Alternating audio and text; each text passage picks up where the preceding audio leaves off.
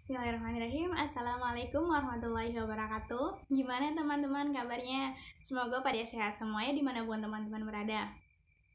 Nah, sebelum saya berbicara lebih panjang, saya akan memperkenalkan diri saya terlebih dahulu.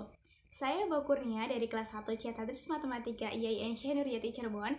Pada kesempatan kali ini atau tujuan dibuatnya dari video kali ini yaitu untuk memenuhi salah satu tugas bahasa Indonesia yang diampu oleh Bapak Yazidul Ulum. Nah, pada kesempatan kali ini saya akan memaparkan sedikit tentang paragraf, mulai dari pengertian paragraf, ciri-ciri paragraf, serta macam-macam paragraf. Nah, kita langsung saja ya ke materinya, teman-teman. Check it out. Nah, sering dilupakan perbedaan antara paragraf dan kalimat.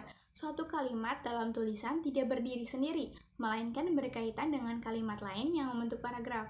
Paragraf merupakan sajian kecil sebuah karangan yang membangun suatu pikiran sebagai pesan yang disampaikan oleh penulis atau dalam sebuah karangannya.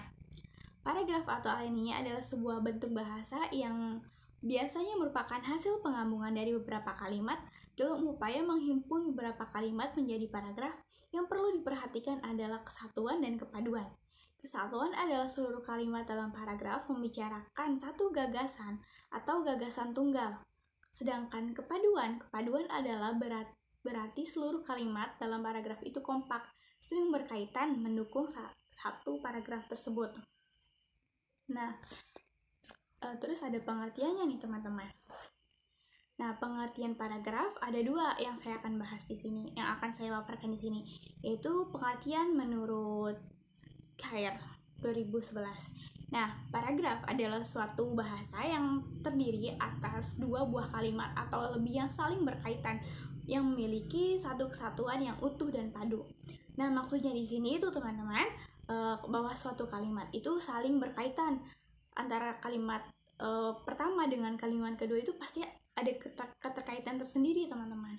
Nah, terus yang kedua menurut Kamus Besar Bahasa Indonesia. Nah, menurut Kamus Besar Bahasa Indonesia sendiri, paragraf adalah bagian bab dalam suatu karangan yang biasanya mengandung satu ide pokok yang penulisannya dimulai dari garis baru. Nah, gitu teman-teman. Selanjutnya ada ciri-ciri paragraf.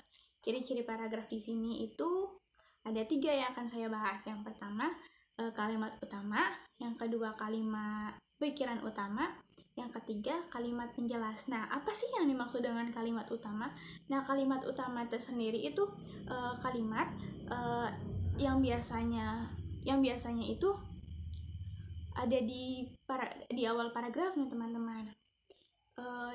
Yang biasanya tuh didahului dengan yang biasanya itu penulisannya itu sedikit menjorok ke dalam.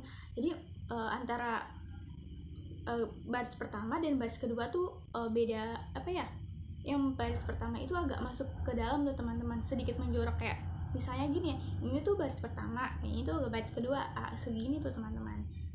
Tuh, itu ini yang dinamakan kalimat utama yang biasanya ada di kalimat awal. Nah, terus yang kedua ada pikiran utama.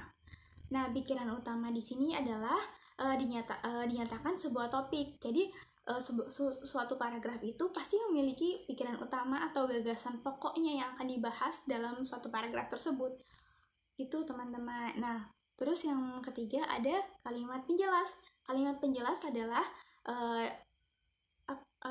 kalimat penjelas itu dimana kalimat penjelas tersebut berikan tentang kedetailan dari topik yang dibahas. Jadi ya, kalimat pertama itu membahas tentang kalimat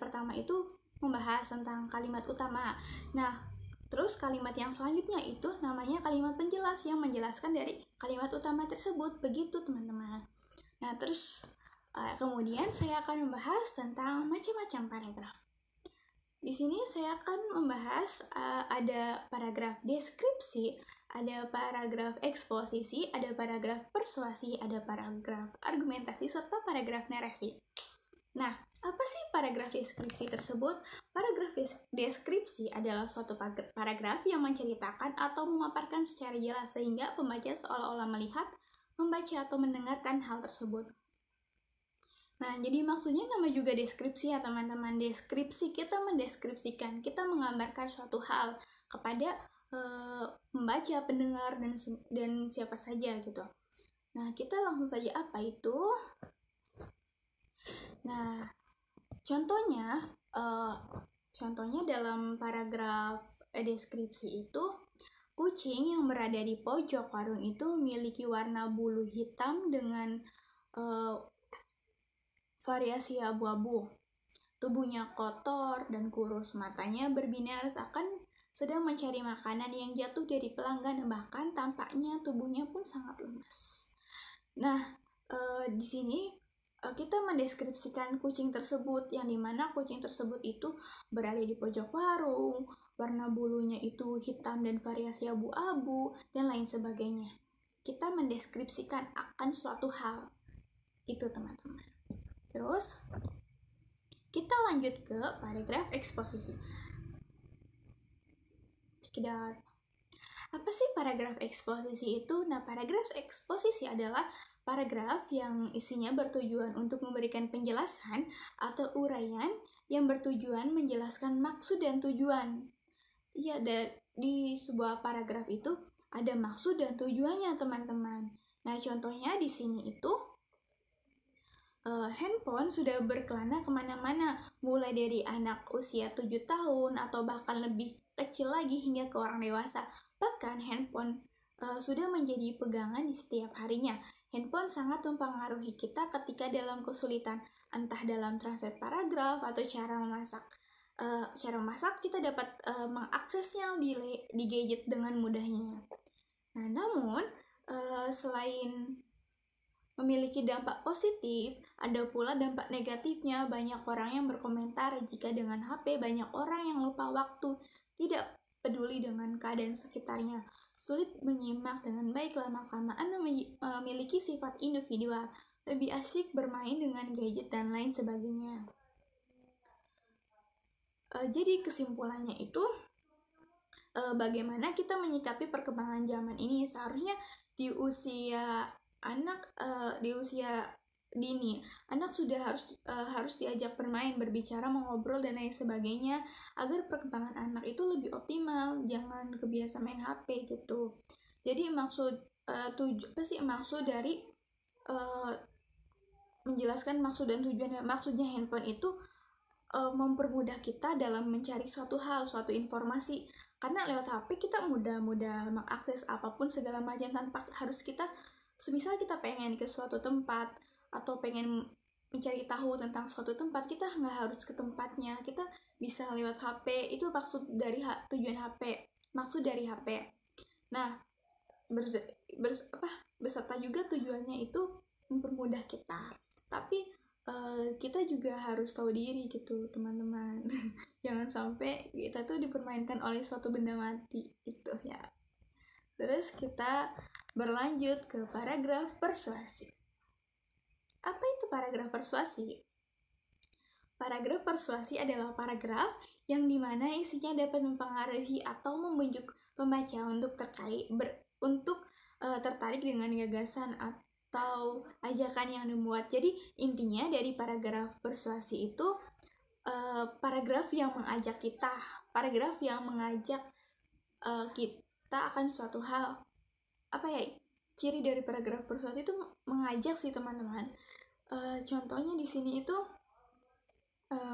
susu sangat baik untuk kesehatan kita. Susu mengandung banyak kalsium yang sangat berguna untuk pertumbuhan tulang kita.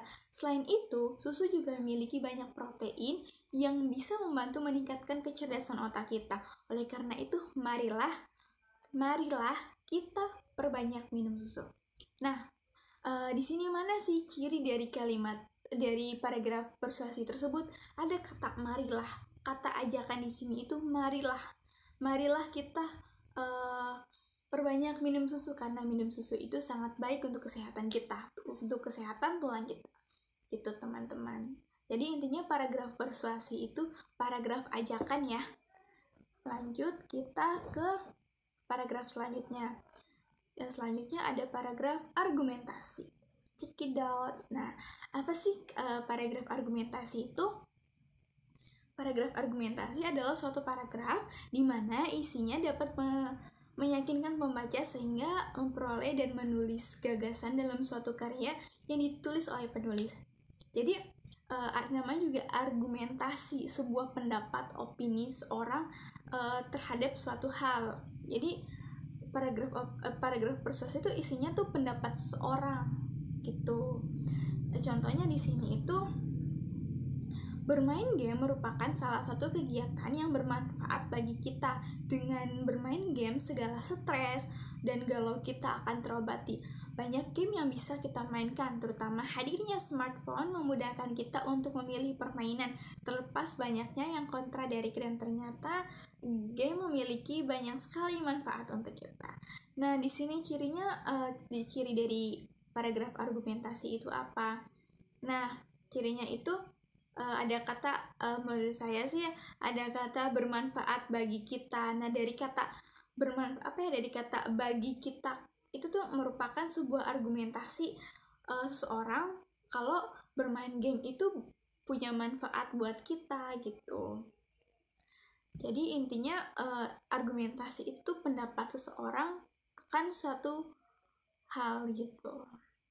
Lanjut, kita ke paragraf yang terakhir, yaitu paragraf narasi. Apa itu paragraf narasi? Paragraf narasi itu adalah suatu paragraf yang dimana isinya menceritakan suatu peristiwa atau sebuah masalah sehingga membuat pembaca itu menjadi terhibur atau terharu. Jadi nama narasi, paragraf narasi itu paragraf cerita, paragraf yang menceritakan akan kejadian atau masalah, entah itu nyata atau sebuah cerita karangan biasa gitu. Nah, contohnya itu yang di samping tersebut teman-teman, tentang 4 Juli 1927 Insinyur Soekarno mendirikan Partai Nasional Indonesia atau PNI. Nah, di situ itu tuh udah masuk paragraf narasi, menceritakan peristiwa di 4 Juli 1927 tersebut teman-teman. Nah, itu saja teman-teman yang bisa saya paparkan mengenai paragraf. Kurang lebihnya saya mohon maaf. Wabillahi taufiq wal hidayah. Wassalamualaikum warahmatullahi wabarakatuh. Terima kasih.